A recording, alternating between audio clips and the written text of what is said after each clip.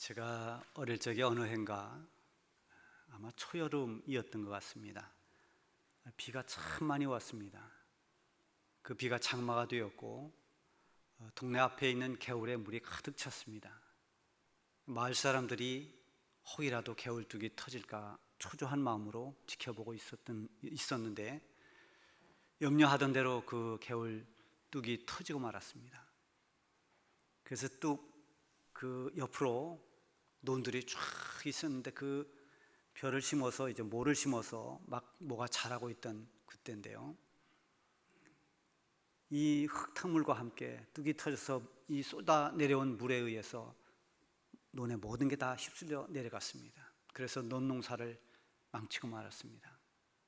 저희 집뿐만 아니라 그곳에 논을 가지고 있는 많은 사람들이 나와서 그 논을 바라보면서 망연자실 쳐다보던 그 얼굴빛들을 제가 지금도 기억을 합니다.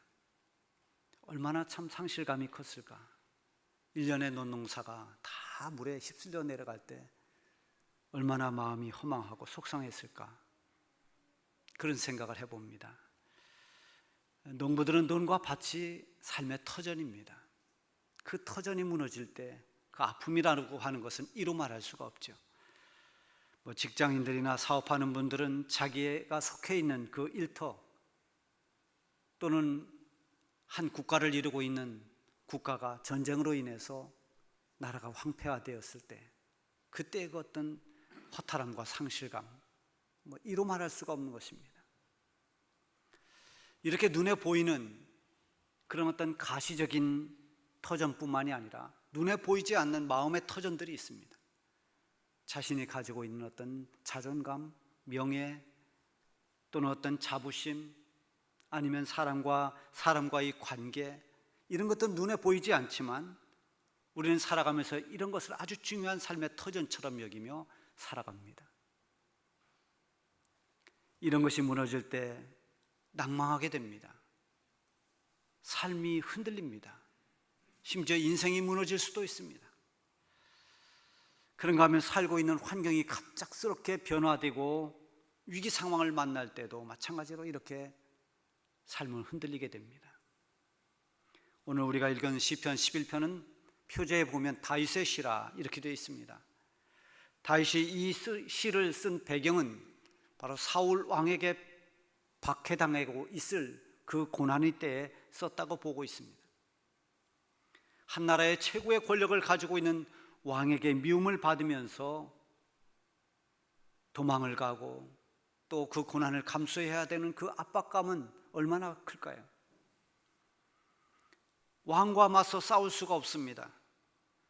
그저 당할 수밖에 없고 또 피해 다닐 수밖에 없습니다. 그래서 이렇게 왕에게 박해를 받게 되면 삶의 터전이 흔들립니다. 터가 무너지는 것 같은 그런 좌절과 고통을 겪을 수밖에 없습니다. 다윗은 이런 위기 속에서 이런 위험을 겪으면서 그가 피할 수 있는 유일한 피난처 바로 하나님을 피난처로 삼았습니다. 오늘 1절에 보면은 내가 여호와께 피하였거늘 너희가 내 영혼에게 새같이 네 산으로 도망하라 함은 어찌함인가. 내가 여호와께 피하였거늘.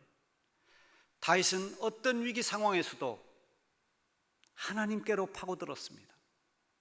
하나님께 피했습니다. 하나님 그분을 피난처로 삼았습니다. 이것을 바꾸어 말한다면 하나님은 언제나 다윗을 품어주었습니다. 다윗이 부르짖을 때 그의 기도를 들어주셨고 다윗이 도망갈 때 그를 보호해 주셨습니다. 하나님은 언제나 변함없이 다윗의 피난처가 되어주셨습니다. 다윗의 모든 것을 하나님이 품어주시고 받아주셨습니다. 옛날 우리 조선시대 때는 남존여비 사상이 아주 깊이 뿌리 내렸어요. 유교 사상에 영향을 받은 거죠. 그래서 그 시대에는 여자로 태어난다는 그 자체가 어찌 보면 굉장히 불행한 일이었습니다. 모든 면에서 불리합니다. 여자이기 때문에 교육의 혜택도 제대로 받지 못합니다. 모든 생활이 남자 중심이 되어버려서 여자들은 온전한 대우를 받기가 어려웠습니다. 여자들이 시집을 가면 그 시댁에서 적응하느라 모든 게 두렵고 조심스럽습니다. 조그만 실수도 잘 봐주질 않습니다. 심지어 아기를 낳지 못해도 그것을 여자 탓으로 돌리면서 악으로 규정했습니다. 얼마나 참 힘든 시대입니까? 지금은 시대가 바뀌어서 옛날 그 시대의 남존여비를 지금은 달리 해석한다고 합니다. 그럼 현대의 남존여비는 뭐냐? 남자의 존재 이유는 여자 비율을 맞추는 거다, 뭐 이렇게 해석한다고 합니다. 아니면 남자의 존재 이유는 여자의 비용을 책임지는 거다, 뭐 이렇게 요즘에는 말들 합니다. 조선시대는 그만두고 과거 우리가 아는 노가수 이미자 씨가 불렀던 여자의 일생, 제가 그 가사를 한번 쭉 찾아봤습니다. 보니까 어느 시대에 이게 여자인가 하는 그런 생각이 듭니다. 참을 수가 없도록 이 가슴이 아파도 여자이기 때문에 말 한마디 못하고 헤아릴 수 없는 서름 혼자 지닌 채 고달픈 인생길을 허덕이면서 참아야 한다기에 눈물로 보냅니다. 여자의 일생. 우리 여자분도 한번 대답해 보세요. 요즘에도 이렇게 살아가십니까? 이게 여자의 일생이라고 노래를 부르던 때가 있습니다. 그러니 과거 그 조선시대 남존여비 사상이 뿌리내렸던 그 시대의 여인들은 얼마나 힘들었겠습니까? 시집을 가서 시집살이를 겪어야 합니다. 그 힘든 시집살이를 견디지 못해서 도망을 가기도 합니다. 도망을 가면 어디로 가겠습니까? 갈 곳이 없습니다. 자기가 자랐던 자기 친정집밖에 없습니다.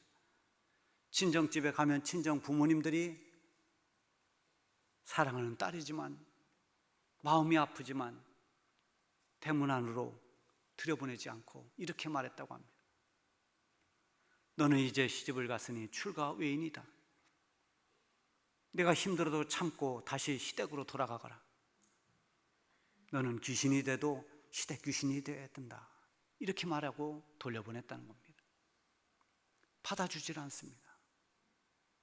힘들고 정말 어려울 때, 참기 힘들 정도로 그렇게 고통스러울 때 친정마저도 받아주지를 않았다는 겁니다. 하나님께서 만약에 우리 하나님의 자녀들을 이렇게 받아주지 않는다면 우리는 얼마나 좌절할까요? 하나님이 우리를 받아주시지 않으면 하나님의 자녀들은 이 세상의 진정한 피난처라는 것은 없습니다. 그러나 하나님은 우리를 거절하지 않습니다. 우리를 받아주십니다. 언제라도 하나님은 우리의 피난처가 되어주십니다. 그래서 시편에 보면 하나님을 피난처라고 표현한 곳이 한두 곳이 아닙니다. 시편 46편에 보면 만군의 여호와께서 우리와 함께 하시니 야곱의 하나님은 우리의 피난처시로다.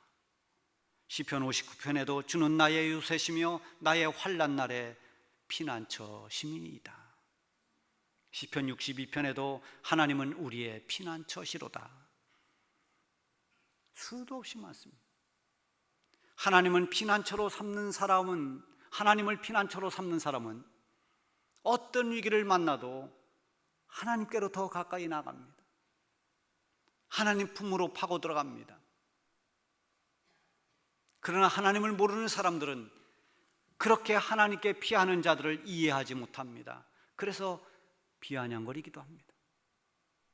2절에도 보면 하나님께 피하는 다윗에게 너는 하나님께 피할 것이 아니라 새처럼 네 산으로 도망가야 된다, 산으로 피해야 된다라고 그렇게 말합니다. 산은 이 세상 사람들이 의지하는 것입니다. 그것은 힘과 권력이 될 수도 있고 돈이나 자기의 잔꾀가 될 수도 있습니다. 세상에서 도움이 된다고 여기는 것, 그것을 산이라고 했습니다. 그러면서 하나님의 백성들이 성전에 올라가면서 불렀던 시편 121편에 보면 산이 나옵니다. 내가 산을 향하여 눈을 들리라. 나의 도움이 어디서 올까? 나의 도움은 천지를 지으신 여호와에게서로다.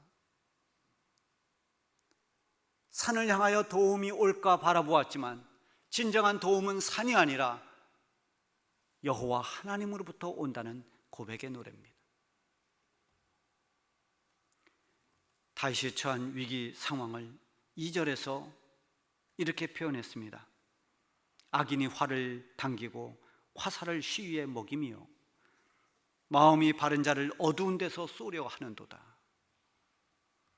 자신을 죽이려고 활 시위를 당긴 것처럼, 어둠 속에서 자신을 노리고 쏘려고 하는 것처럼 그렇게 위기감을 느끼고 있습니다.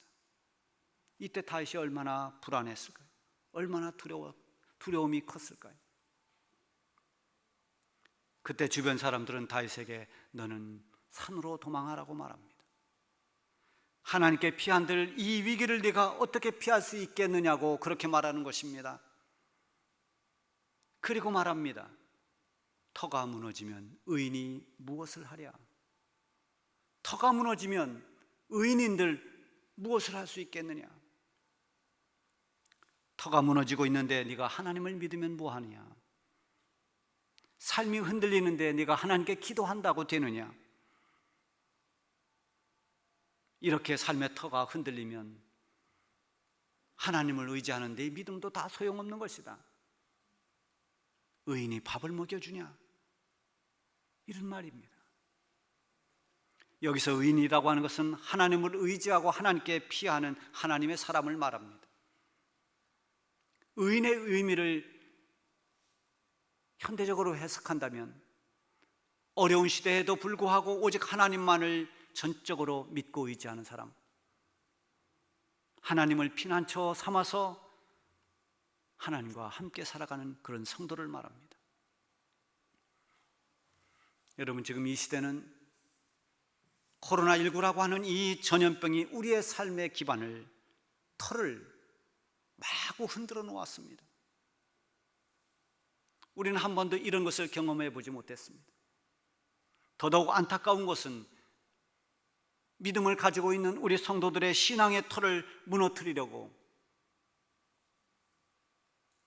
한 사람 한 사람의 영혼을 향해서 마치 활시위를 당긴 것처럼 악한 영들이 그렇게 성도들을 흔들어 놓고 있습니다. 영적 위기의 때를 우리는 지나고 있습니다. 사람들은 이런 상황에서 예배 좀 안 드리면 어떠냐고 말합니다. 이때는 전도할 것이 없다고 말합니다. 전도해서도 안 된다고 말합니다. 교육도 행사도 교제도 다 하지 말라는 것입니다. 신앙생활의 방학을 유도하고 심지어는 예수 믿는 일을 그만두도록 종용하는 그런 사람들도 없지 않아 우리 주변에 있을 것입니다. 이렇게 터가 흔들릴 때, 터가 무너지고 있을 때 하나님을 믿는 우리 성도들은 무엇을 해야 할까요? 예수 그리스도 안에서 구원을 받은 우리 성도들은 이때 어디로 가야 할까요? 터가 무너지면 의인이 무엇을 하랴? 터가 무너지면 의인이 할 수 있는 것은 아무것도 없다고 그렇게 말하고 있는 이때에 의인은 무엇을 하며 어디로 가야 할까요? 다시 말씀드리지만 이 본문의 의인이 하나님을 믿는 다윗을 가리켰다면 이 시대의 의인은 예수 그리스도로 말미암아서 죄 사함을 받은 하나님의 자녀들을 말합니다. 로마서 3장 24절에 보면 그리스도 예수 안에 있는 속량으로 말미암아 하나님의 은혜로 값없이 의롭다 하심을 얻은 자 되었느니라, 이렇게 말씀하고 있어요. 이거 정리하면 우리는 죄인입니다. 누구도 하나님 앞에서 죄인 아닌 사람이 없습니다. 그러나 죄인이었던 우리가 죄인을 위해 이 땅에 오시고 죄인을 위해 십자가를 지신, 그래서 모든 죄인들의 죄를 대신 짊어지신 예수님으로 말미암아, 예수님을 믿는 그 믿음으로 말미암아 이제는 은혜로 의롭다함을 얻게 되었습니다. 그래서 우리가 의인된 것입니다. 어떤 이단들은 묻습니다. 당신은 의인입니까? 죄인입니까? 이렇게 해도 넘어뜨리고 저렇게 해도 넘어뜨리려고 하는 겁니다. 여러분 분명히 알고 계십시오. 나는 죄인입니다. 그러나 내가 죄인이기에 예수님이 세상에 오셨고, 내가 죄인이기에 예수님이 십자가를 지셨습니다. 나는 나를 위해 십자가 지신 예수님을 믿음으로 말미암아 모든 죄 사함을 얻었고, 그리스도 예수 우리 주님으로 말미암아 은혜로 의롭다함을 얻었습니다. 이제는 예수 안에서 나는 의인입니다. 이렇게 확실하게 말할 수 있는 것입니다. 삶의 터가 흔들리고 어둠 속에서 목숨을 노리는 그런 위기 상황에서 다윗이 택한 것은 산이 아니라 하나님이었습니다. 흔들릴수록, 위험할수록 하나님을 더 의지했습니다. 지난 수요일 밤에 우리가 찬양 집회를 했습니다. 김석견 목사님이 찬양을 부르면서 또 간증도 했습니다. 본래 작년에 우리가 초청하기로 했는데 이 코로나 때문에 계속 연기됐어요. 근데 올 1월 달에 암 수술을 했다고 합니다. 암 수술을 하고 나서 건강을 그렇게 자부하고 지금까지 70년 사는 동안에도 계속 건강하게 살아왔는데 뜻하지 않게 암 수술을 하는 그런 어려움을 겪고, 또 그런 일이 있은 후 얼마 후에 자신을 비방하고 공격하는 많은 사람들이 벌떼처럼 일어나서 자기를 공격하는 이런 마음의 고통을 겪었다고 합니다. 마치 홀로 광야에 서 있는 것 같은 그런 느낌을 받았다고 해요. 그때 오직 하나님만을 바라볼 수밖에 없었고, 하나님 앞에 설 때 자기 자신도 보게 되었다고 합니다.